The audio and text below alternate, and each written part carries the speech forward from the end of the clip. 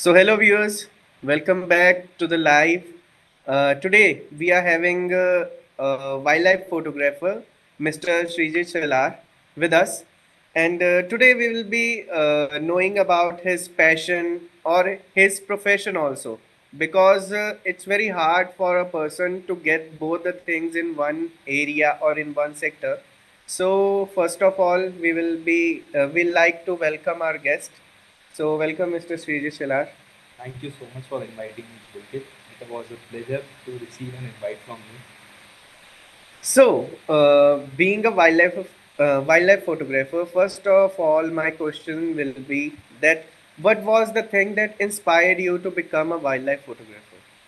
Uh, it's always been animals. I believe my love for animals has transcended my personal boundaries, and it's sort of like a passion that has driven me to click pictures of of wild animals and especially the snakes and because there are a lot of stereotypes when it comes to snakes and I really love snakes and people are usually afraid but I want to break that taboo and I wanted to do something around it so I chose to follow my passion and click pictures of all the wild animals in fact and it gives me an immense pleasure to work around wildlife and be there out in the wild so that has always driven me and I continue to do so uh, at at any age. Currently I'm young and I'm full of energy and even though when I get old I will follow this passion of mine. Okay, so you just talked about the snakes and other wild animals. So my next question will be that what's your most memorable wildlife encounter with them? Mm, so my most memorable my most memorable encounter would be of a snake again.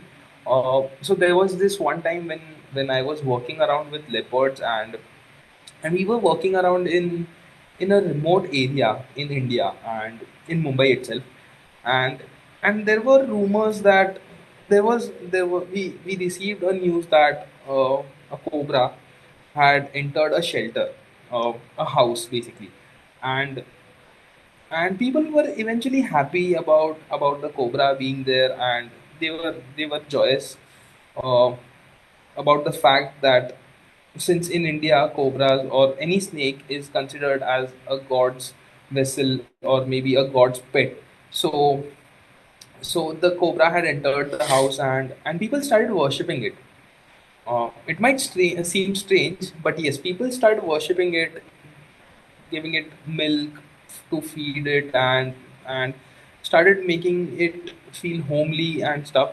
So after a few days or after a few hours maybe, the cobra had bitten one of the humans in that settlement, and to our surprise, eventually they killed the cobra.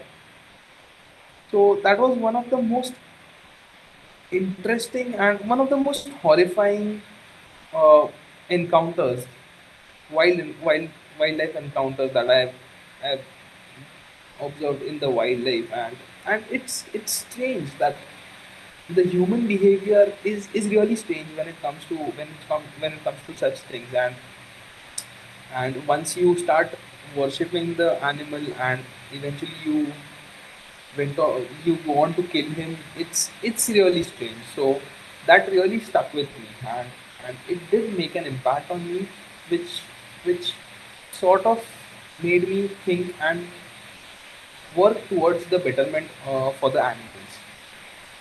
So the next question is that what are the things that you face while doing the wildlife photography? Like, what are the challenges that most of the wildlife photographers face?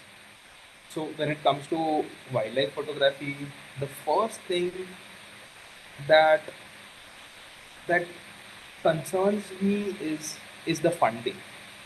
The financial background of a person really requires to be strong when it comes to wildlife photography.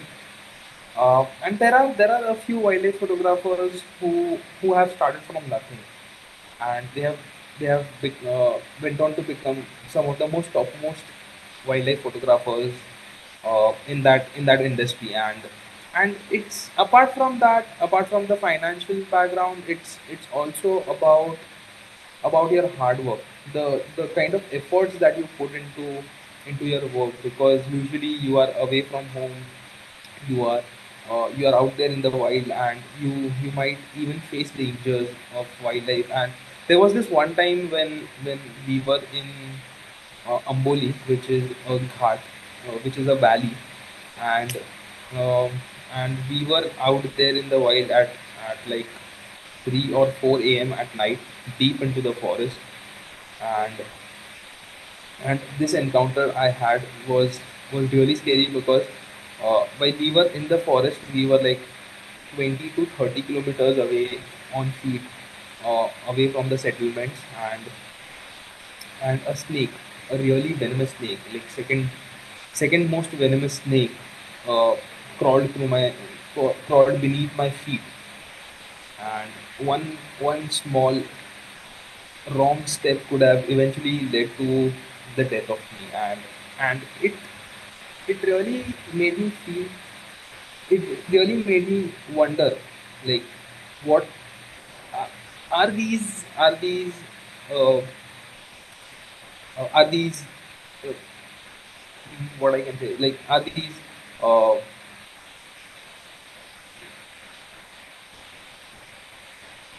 are these are these really worth it? Are these moments really worth it?